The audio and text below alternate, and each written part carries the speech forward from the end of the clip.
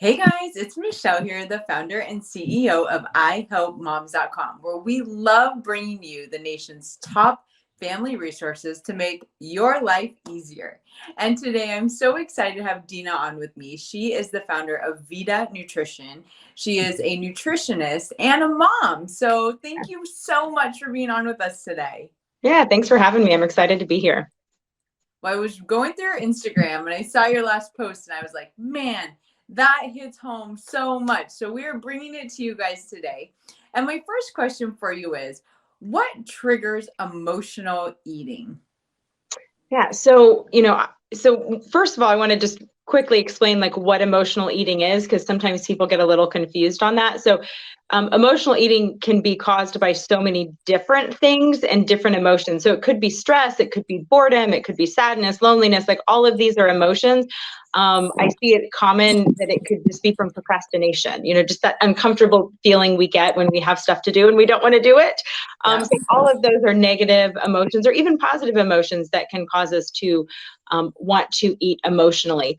I think what keeps us stuck in that phase of eating emotionally, like when we get to that point where maybe we feel as though we've lost control and we're really not able to get it under wraps, I pretty much always see some element of restriction.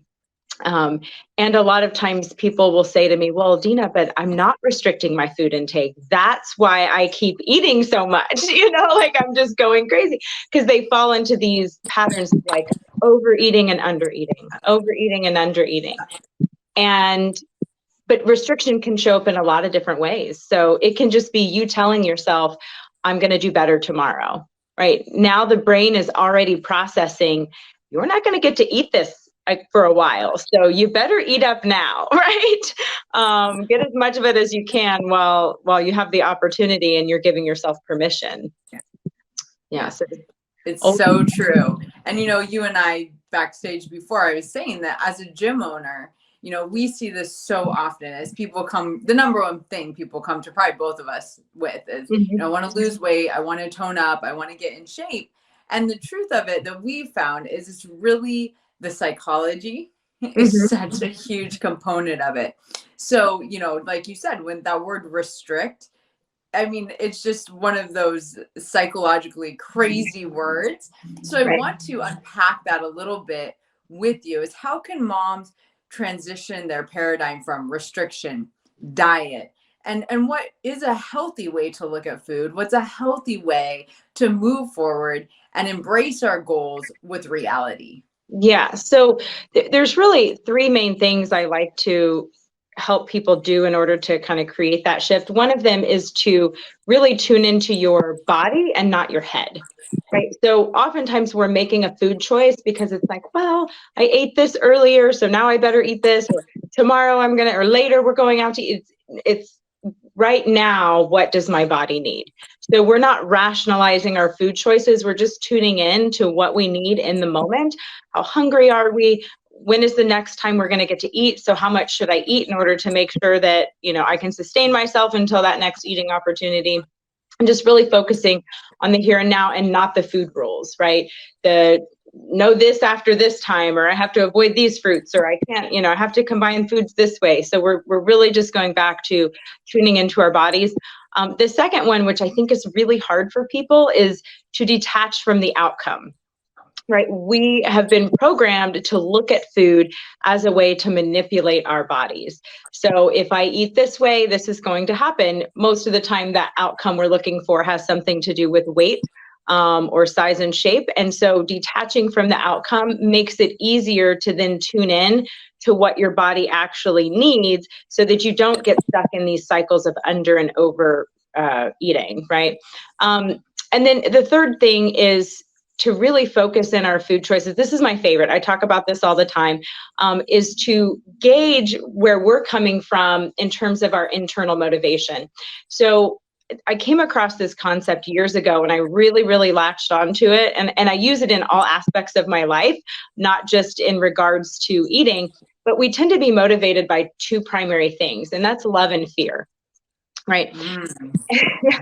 And so when we're thinking about what's motivating our food choices, so when I'm talking to a client about something that they've eaten, I'm more concerned with why they ate it than what they actually ate. Right. And so if the food choice is coming from a place of fear, I'm not going to be good enough.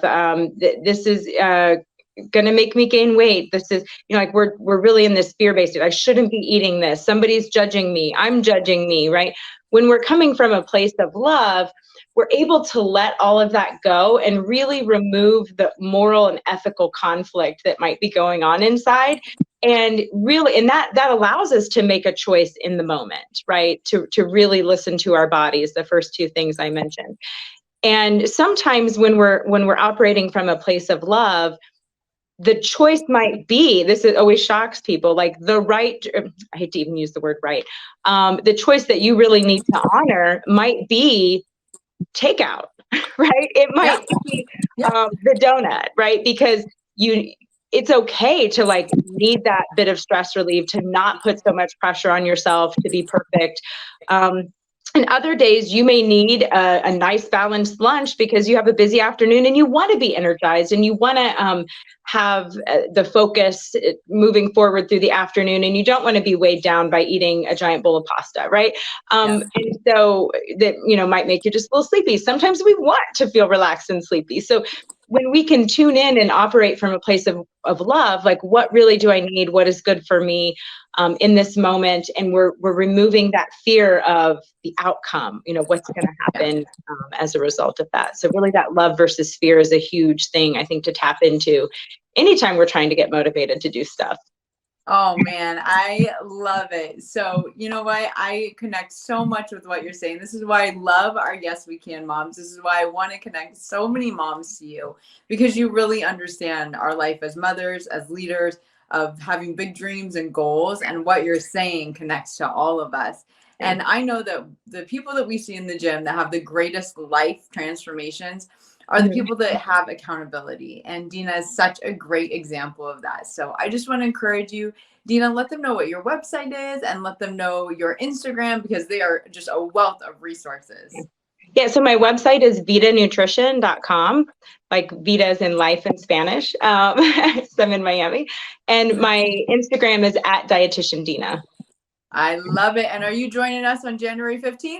I am. I can't wait. Yeah. All right, guys. If you want to talk to her live, join us at Yes We Can Moms Conference. We're coming live to Fort Lauderdale. The lineup of speakers is incredible, and Dina is one of our featured. And it's just an awesome time to sit down with a true expert and create a life that you love. So thank you for being on with us. Thanks for having me. It's always a good time with you, Michelle. Talk to you later. Okay, bye.